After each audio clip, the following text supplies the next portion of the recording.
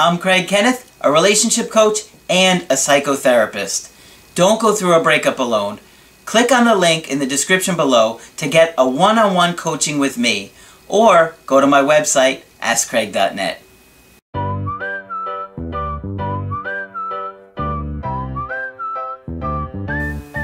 Hi there, I'm Coach Kenneth, and in this video I'm going to be talking to you about I feel like I'm being punished.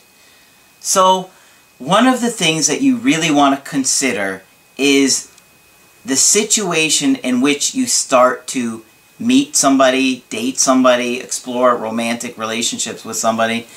There are a lot of different factors, but when you enter in the courtship phase or you meet somebody new, you really do want to consider all of the aspects. A lot of times we have these unmet needs, so we jump into a situation without thinking about it. It's not good, and it's very frustrating for me as a coach to help you guys, because one of my least watched videos is choosing a good partner, and it's really an important topic, guys. You really need to consider the person that you're jumping into a relationship with, and not just doing it because they're attractive or you get this incredible high around them, because you are risking heartbreak with every relationship. Something to think about. I worked with somebody recently. We did an email coaching together, and then we did a Skype coaching together. So this, I thought, was a good topic to bring up today. And I'm going to get to the email in a second, but one thing that I really want you to think about and consider is that person emotionally available to get into a relationship? Are you emotionally available to get into a relationship or start dating somebody? Right? Do you really want to date somebody who's in a marriage or in a romantic relationship already? Do you really want to start your new relationship if you've been cheating on somebody?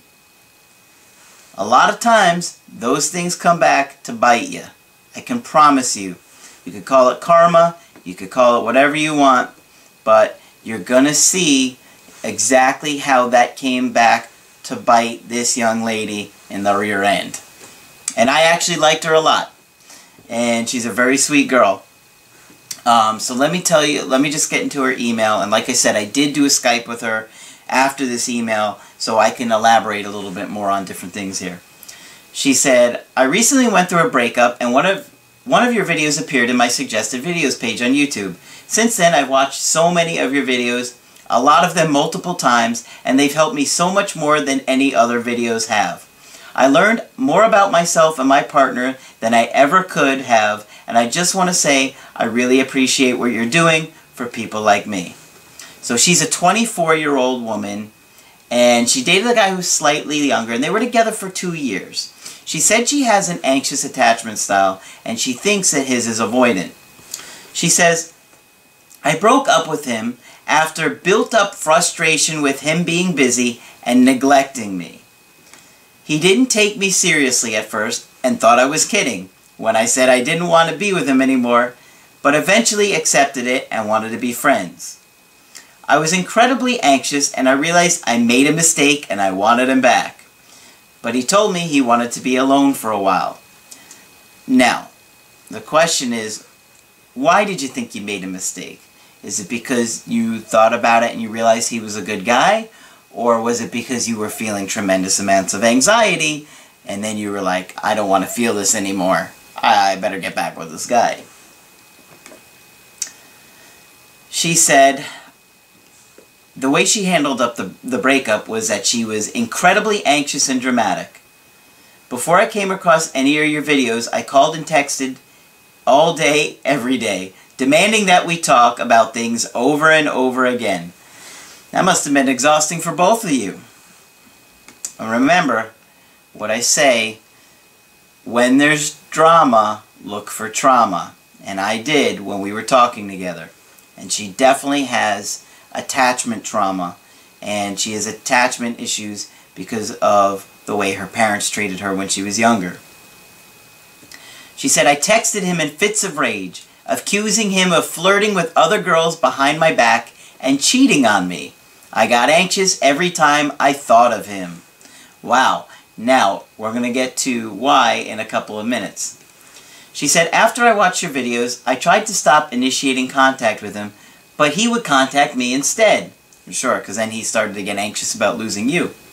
I told him I couldn't be friends with him, and I don't want to speak to him if we can't be in a relationship together, but he ignores what I say. Very typical. Now he's anxious about you, so he doesn't care about what you want or what you need. All you are is an object to soothe his anxiety. She said, we're on speaking terms, we live close together, and go to the same university. He would send me pictures and videos of animals and funny things that he knows I would enjoy. He did this almost every day while we were together and still does it now, but he is usually the one who starts the conversation.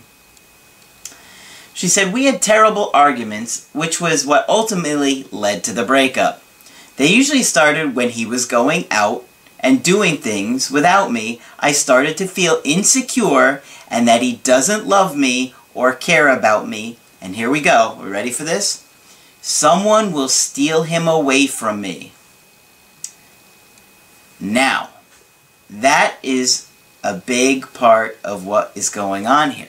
She's afraid that someone is going to steal him away from her. Why? Well, I know the answer to that, but I want to read on a little bit more.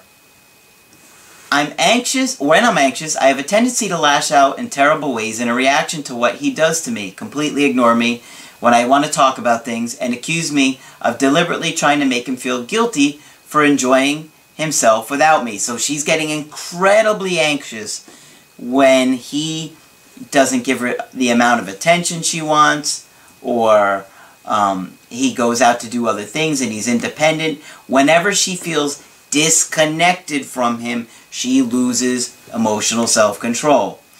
Why? There's a reason behind it. There's an underlying reason for this situation. So the reason that she feels like some other woman could steal him away from her is because that is exactly what she did. When she met him, he was already in a relationship, and she knew that. This guy had another girlfriend, and he was seeing her on the side.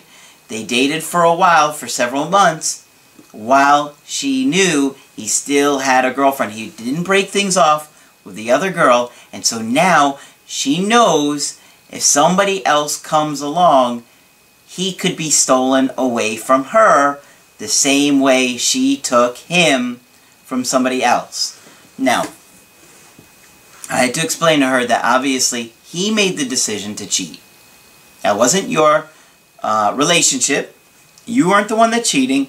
At the same time, you know that you're dealing with a cheater now. If he cheated on you, or if he cheated on her with you, he'll cheat on you with someone else. And that is what she's afraid of. And so she feels like she's being punished. And you know what? In a way, she is being punished. You know what her punishment is? Is that her prize that she won is a cheater. So you guys really need to think about these things, because she is now terrified that the same thing that she did to somebody else is going to come back to her. Now, obviously, wasn't her relationship. She's not the cheater here. He's the cheater. But she is now involved with someone that she knows is a cheater. And now she's afraid all the time that she's with a cheater and that he could leave her and walk away. So you guys really want to think about these things, because it's kind of like she is being punished. But in her own mind, that's part of the painful aspect of it to her, is that she is trapped in her own mind with these thoughts and beliefs that, you know, she knew she was kind of doing something wrong. He had a girlfriend. She didn't care anyway. And now she's like, now he's going to do it to me.